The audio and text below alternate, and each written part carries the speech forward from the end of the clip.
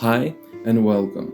Today we're talking about one of the most sensational part of the clothing that spread across the world and changed the way we look at the style, fashion, and appearance.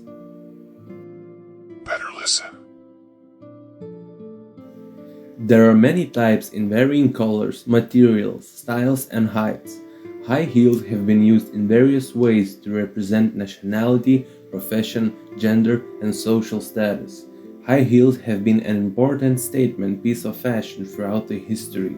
While it began as a piece of effectiveness and fashion for men, it ended up being as one of the most unique trends for women. Even walking in high heels is impressive. I love heels. I don't know who invented high heels, but I want to thank them. It is one of the great inventions of all time. Platformed footwear has a long history, dating as far back as ancient Egypt. Though it is unknown when the platforms made their first appearance, in ancient Egypt, wearing very thick-soled sandals was an indication of upper-class status, just like in early ages in India. First platforms were worn to represent a higher status.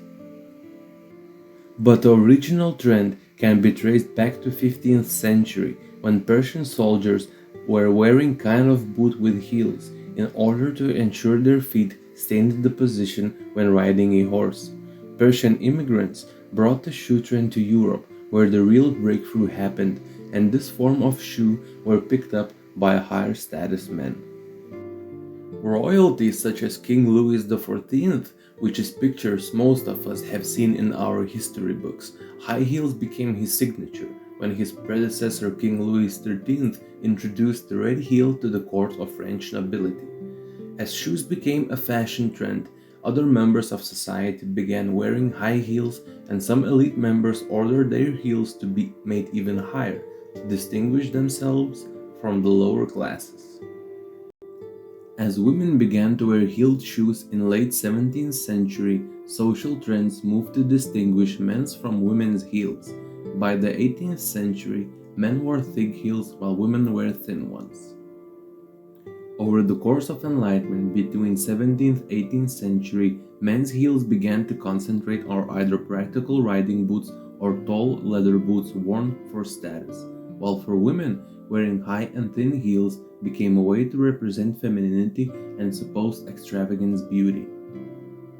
Unlike in Western countries, a 17th century law in Massachusetts announced that women would be subjected to the same treatment as witches if they lured men into a marriage via the use of high-heeled shoes.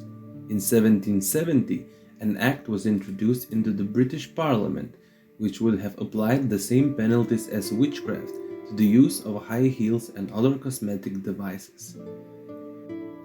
During the Regency era in Britain in early 19th century, Hessian boots were popular among the men, but after the Battle of Waterloo, high-heel boots declined in popularity and were replaced with lower-heeled Wellington boots, popularized by the famous British general Arthur Wesley. Heels went out of fashion starting around 1810, and then in 1860 they surged in popularity with an average height of about 6 centimeters. The pinhead heel and the crownwell heel were both introduced during this time. High-heeled shoe production was also increased with the invention and finally mass production of the sewing machines around the 1850s. With the sewing machines, heels increased as machines could cheaply and quickly position, then stitch the heel and attach the upper part to the sole. During the 20th century, both world wars led many countries to ration materials that were previously used to make shoes. Materials such as silk, rubber, and leather were prioritized for military use. Heels began to be replaced with cork and wooden-soled shoes. Due to the post-war increase in international communication, especially through the photography and films, the Western fashion of women's high heels began to spread globally. In the early post-war period, brown and white heeled shoes with cutouts or ankle straps combined with an open toe were some of the most fashionable women's heels. High-heeled shoes began to also symbolize professionalism for many women in the West, while leather and rubber thick-heel boots for men came to be associated with the militarism and masculinity. The era surrounding World War II saw the popularization of pin-up girls posters, where the women were always pictured wearing high heels. In the minds of many men at war and later in American society at large, this led to an increase in strength of relationship between high heels and female sexuality. One of the most iconic stiletto heel was invented in 1950 and quickly became an emblem of female sexuality. There was a weakening of stiletto style during the late 60s through the early 70s when the block heels were more prominent, but the stiletto heel revival came around 2000. For men, high heel boots made a comeback in the 50s as the cowboy boots, associated with the Western movies. During the 60s and 70s, beetle boots, Chelsea boots, and winkle pickers with the Cuban heels became popular as well when more and more movies and subcultures were introduced to the society. As of the beginning of 21st century, in the Western world, high-heeled shoes exist in two highly gendered and parallel tracks. Highly fashionable and wearable women's shoes with the thin long heels, and practical, relatively uniform men's shoes in a riding boot style with the thick short heels. Heels are often described as a sex symbol for women and magazines like Playboy, as well as other media sources that primarily portray women in a sexual way, often do so using high heels. Paul Morris, a psychology researcher at the University of Portsmouth, argues that high heels exclude sex-specific aspects of female walk, artificially increasing a woman's femininity. Likewise, many see the arching of a woman's back alleviated by wearing high heels as an imitation of a signal of a woman's willingness to be observed by a man. Despite the sexual connotations, heels are considered both fashionable and professional dress for women in most cases. Some researchers argue that high heels have become part of the female workplace uniform and operate in much larger and complex set of display rules.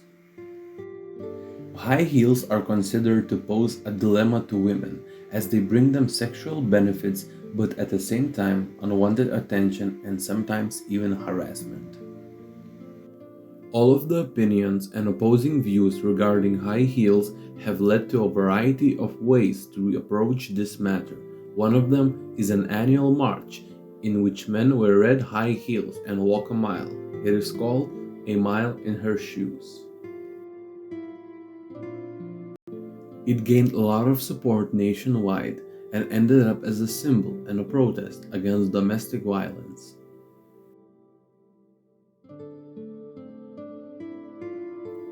Throughout the decades, heels have evolved to fit different occasions and styles. With fashion trends changing from season to season, the high heel had become a fundamental of a closet that had truly withheld the test of time.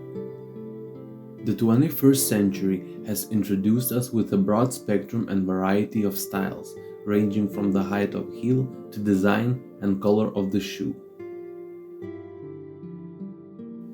Despite all the accusations, theories, and upcoming fashion trends, high heels always were, are, and will never go out of style.